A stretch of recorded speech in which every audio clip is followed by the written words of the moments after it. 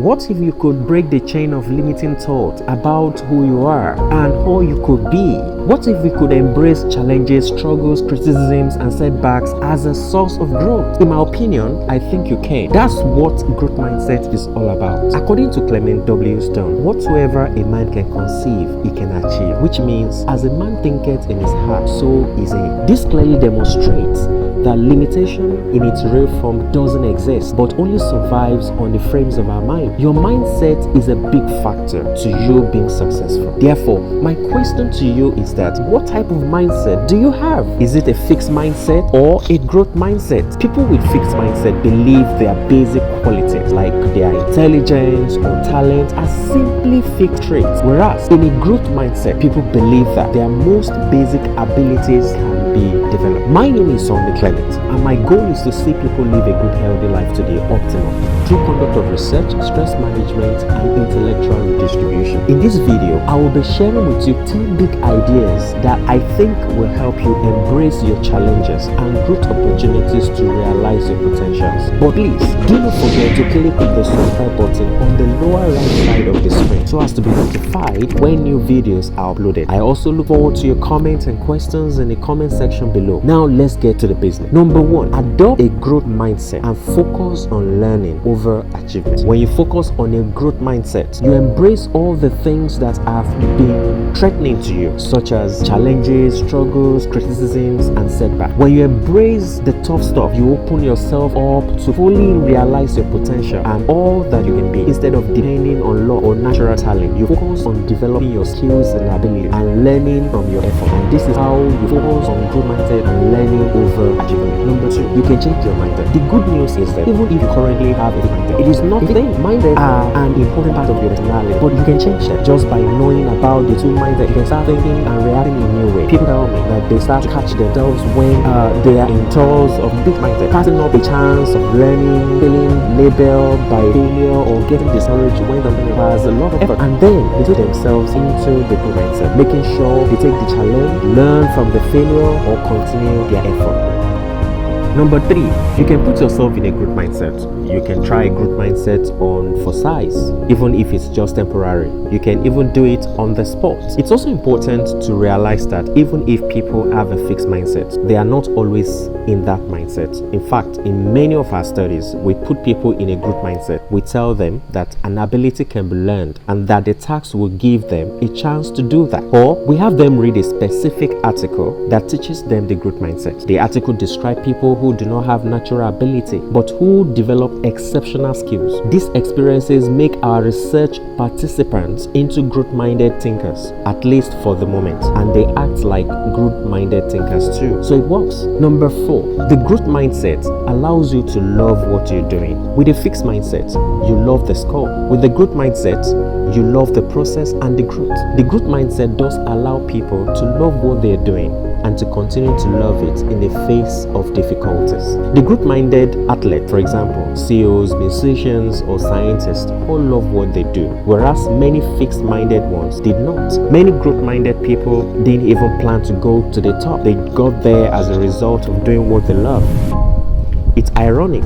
The top is where the fixed-minded mindset people hunger to be, but it's where many growth-minded people arrive as a byproduct of their enthusiasm for what they do. Number 5, the growth mindset makes it worth it, regardless of the outcome. With a fixed mindset, unless you win, you lose. But with the growth mindset, the journey is a reward, even when things don't go as planned. In the fixed mindset, everything is about the outcome. If you fail or if you're not the best, it's all being wasted. The growth mindset allows people to value what they're doing regardless of the outcome. They are tackling problems, charting new courses, working on important issues. Maybe they haven't found the cure for cancer, but the search was deeply meaningful to them. That is how a growth mindset works. Number 6, see your relationship from a growth mindset. Your relationships change when you let go of your ideal images and think of them from a growth standpoint. Picture your ideal love relationship. Does it involve perfect compatibility, no disagreements, no compromises, no hard work? Please think again. In every relationship, issues must arise. Try to see them from a growth mindset. Problems can be a vehicle for developing greater understanding and intimacy. Allow your partner to hear his or her differences. Listen carefully and discuss them in a patient and caring manner.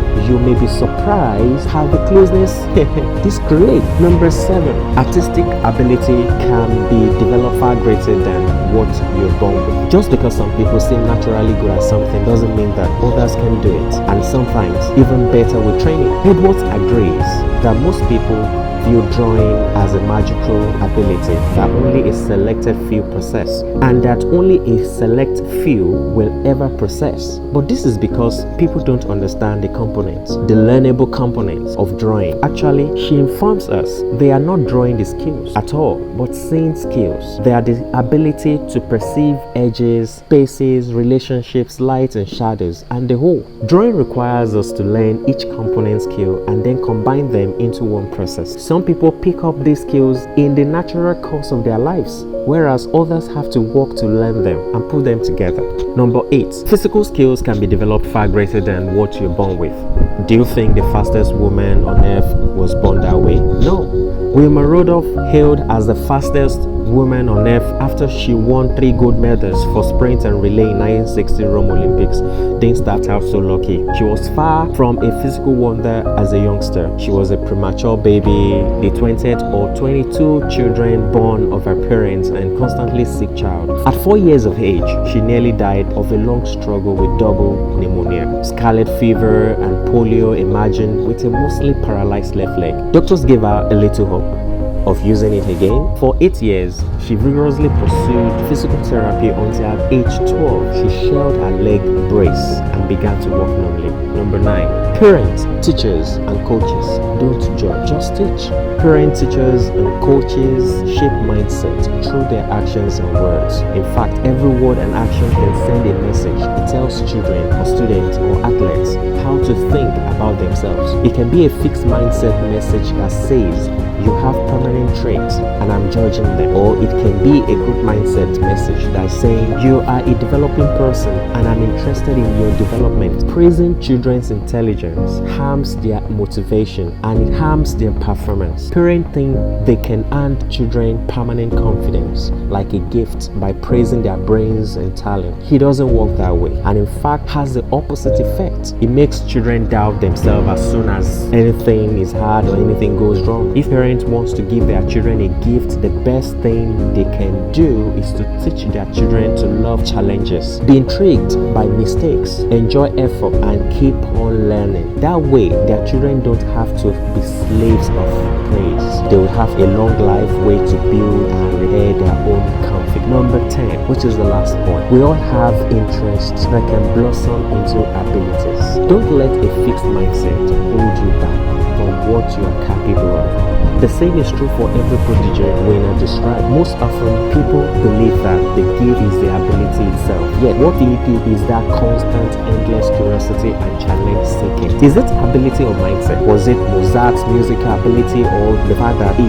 walked till his hands were deformed? Was it Darwin's scientific ability, or the fact that he collected specimens non-stop from his early childhood? Come on, break the chain, let go. Enjoy the process of becoming what you are capable of doing. In the words of Steve Maraboli, once your mindset changes, everything on the outside will change along with it. Thank you for your time.